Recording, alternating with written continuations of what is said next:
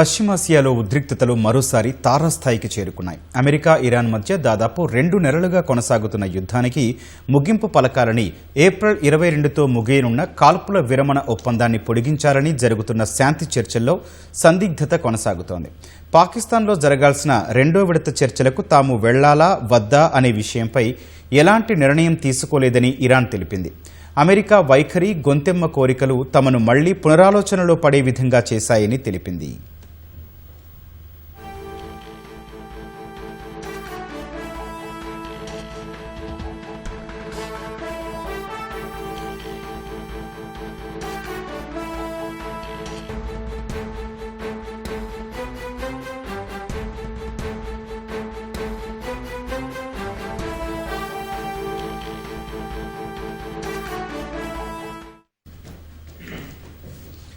ఇస్లామాబాద్ వేదికగా జరగాల్సిన 2వ రౌండ్ శాంతి చర్చలపై ఇరాన్ కీలక ప్రకటన చేసింది.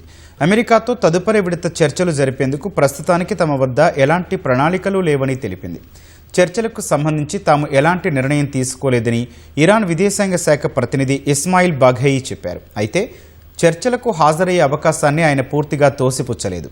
అమెరికా ప్రతినిధులు ఇస్లామాబాద్ చేరుకుంటారని అధ్యక్షుడు డొనాల్డ్ ట్రంప్ ప్రకటించిన కొన్ని గంటలకే ఇరాన్ నుంచి ఈ ప్రకటన వచ్చింది. చర్చలు సఫలమవుతాయని అందరూ ఆశిస్తున్న తరుణంలో ఇరాన్ ప్రకటనతో యుద్ధం ముగింపుపై నీలి నీడలు కమ్ముకున్నాయి.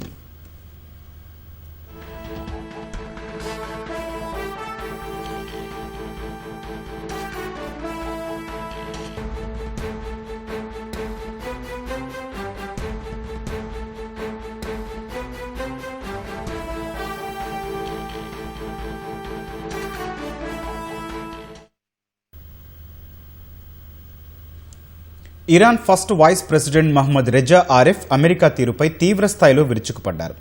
ఆదివారం జరిగిన అత్యున్నత స్థాయి సమావేశంలో మాట్లాడిన ఆయన చర్చల పట్ల అమెరికా విధానం పిల్ల చేష్టల్లా ఉందని ఎద్దేవా చేశారు. ఒకవైపు ఒత్తిడి చేస్తూనే మరోవైపు శాంతి చర్చలు అంటున్నారని, ఆ వెంటనే మళ్లీ కఠిన వైఖరి అవలంబిస్తున్నారని మండిపడ్డారు. వాస్తవానికి ఈ చర్చలకు ఇరాన్ బృందం వెళ్తుందనే వార్తలు మొదట వినిపించాయి. దౌత్య రంగంలో వెనక్కి తగ్గేదే లేదని ఇరాన్ పార్లమెంటు స్పీకర్ కూడా ప్రకటించారు. కానీ ట్రంప్ బెదిరింపులకు తోడు గల్ఫ్ ఆఫ్ ఒమన్, హార్ముజ్ జలసంధి మార్గాల్లో అమెరికా సైనిక చర్యలే ఇరాన్ యూటర్న్ తీసుకోవడానికి కారణమని తెలుస్తోంది.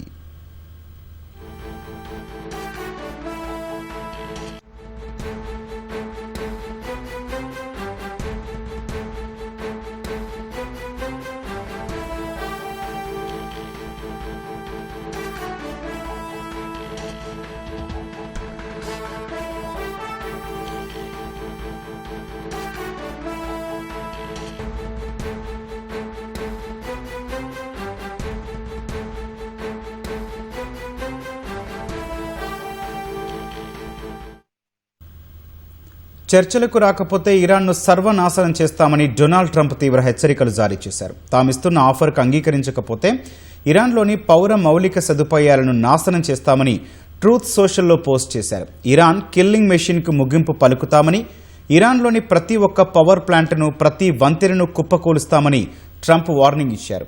అణుశుద్ధి కార్యక్రమం, హెజ్బొల్లా లాంటి ఉగ్రవాద సంస్థలకు మద్దతు ఉపసంహరించుకోవడం, హార్ముజ్ జలసంధిపై నియంత్రణ వంటి కీలక అంశాలపై ఇరు దేశాలు ఏమాత్రం వెనక్కి తగ్గకపోవడమే ఈ ప్రతిష్టంభనకు ప్రధాన కారణం. వాషింగ్టన్, టెహ్రాన్ల మధ్య ఉన్న తీవ్రమైన అపనమ్మకమే శాంతికి అతిపెద్ద ఆటంకమని జేడీ వాన్స్ చేసిన వ్యాఖ్యలు ఇప్పుడు నిజమయ్యేలాగా కనిపిస్తున్నాయి.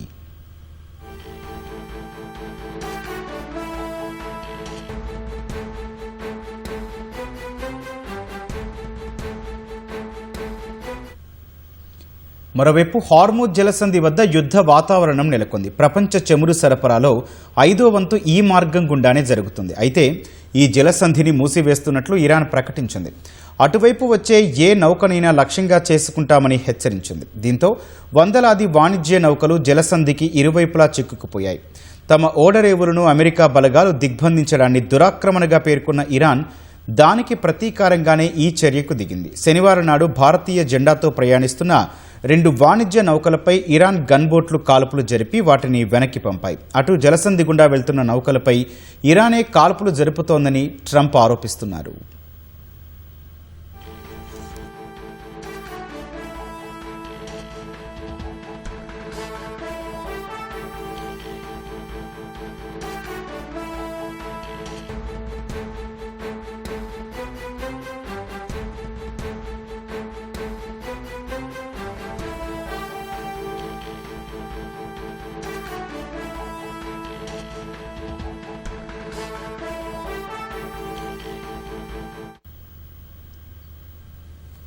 అటు ఇరు దేశాల మధ్య శాంతి చర్చలు జరిపేందుకు పాకిస్తాన్ సాయశక్తిలా ప్రయత్నిస్తోంది.